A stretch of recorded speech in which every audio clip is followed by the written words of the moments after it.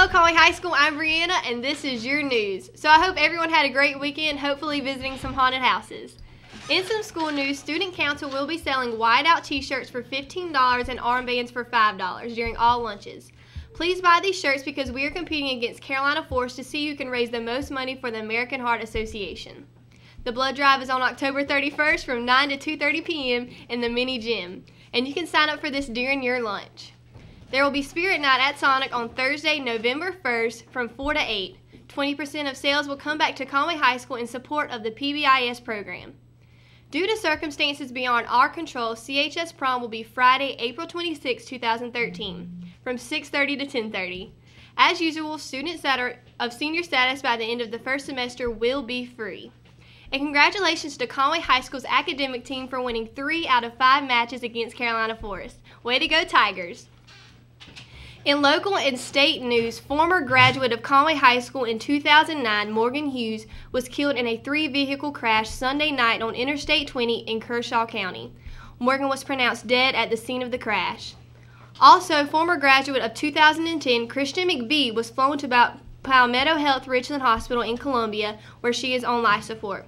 This is a very tragic event that has happened to some of Conway High School's alumni, so please remember them and their families. In national news, Kershaw County Coroner Johnny Fellers confirmed the identities of Jake Ziegler, who is 18, and Ray Pierce, who is 17, both of North Carolina.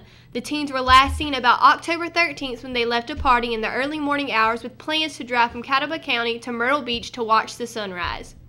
2 bodies were pulled from a wrecked car in dark water under an I-20 bridge in Kershaw County and have been identified as 2 North Carolina teens that have been missing for about 3 weeks. The car ran off the road and down an embankment, ending up submerged in 10 to 11 feet of water. Well, Conway, that's all for your news. Now over to Club and Guidance and then to Chelsea with your sports. Club and Guidance announcements. Beta Club 2012 induction ceremony will be held on Monday, November 5th at 6 o'clock. Unless excused for extenuating circumstances, all new members and club officers must be in attendance. Returning members are highly encouraged to support the club with your attendance. The next meeting is November 7th. Interact Club. Interact Club students recently elected the officers for this school year. Congratulations to the following for this election: President McCall Cannon, Vice President Brianna Giddings, Treasurer Sierra Griffin, Secretary Kimberly Small. The next meeting is Wednesday, November 7th in B205. Conway Anglers Bass Fishing Team. Anyone interested in joining should bring their parent or guardian to the meeting Monday, November 12th in the Commons. National Honor Society.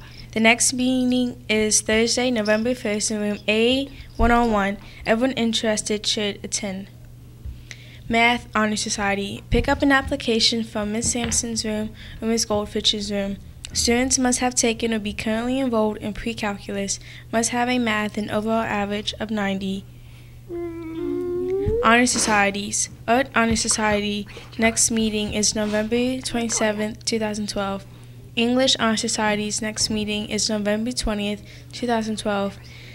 Future Educators Honor Society is October 29th, 2012. National Honor Society is November 14th, 2012. Spanish Honor Society's next meeting is November 19th, 2012. Tri-M Honor Society is November 12th, 2012. And Science Honor Society's next meeting is November 1st, 2012. Social Studies Honor Society next meeting is November 13th, 2012. Members are reminded to turn in their materials for the Hero Box by November 9th, 2012. Anyone interested in taking the Compass test for HGTC should sign up in Guidance. The test will be given on a computer on November 20th during first and second block. FCA meets every Wednesday morning at 7:45 in Miss Bierman's room. Everyone is welcome. And that's all for your Club and Guidance announcements. Hey there, Conway. Hi, I'm Chelsea here with your sports for today. Anyone interested in joining the fishing team should bring their parent or guardian to an interest meeting on Monday, November 12th in the Commons. Boys and girls basketball tryouts would be after school today at 3:30 p.m. Make sure you have parental permission and a physical form so that you can try out. Good luck to all of those who are trying out. Congratulations to our Tigers who pulled out an awesome win against Sumter Friday night. Starting out the night, quarterback Michael Moody, due to a thigh bruise injury, had to be put out of the game, and unfortunately his backup Ethan Smith was also taken out of the game due to a broken collarbone, putting backup Sawyer Jordan in the game. Finishing up, Jaquel Crosland ran for 185 yards, including 140 in the second half. He had 3 second-half rushing touchdowns, including a 53-yarder that put the game on ice in the closing minutes. Also contributing to this win, Malcolm Green led all receivers with 9 receptions for 162 yards. The final score of the night was 34-24. Good job, Tigers.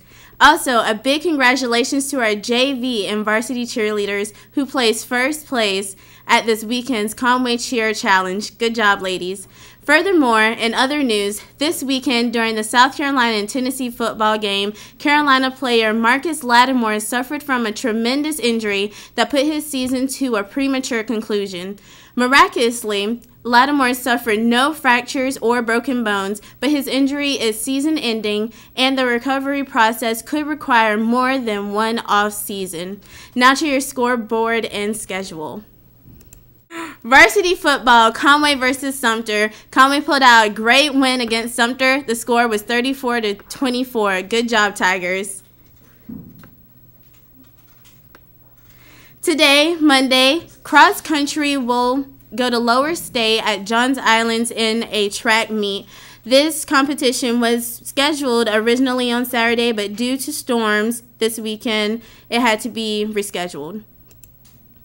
Other scoreboards.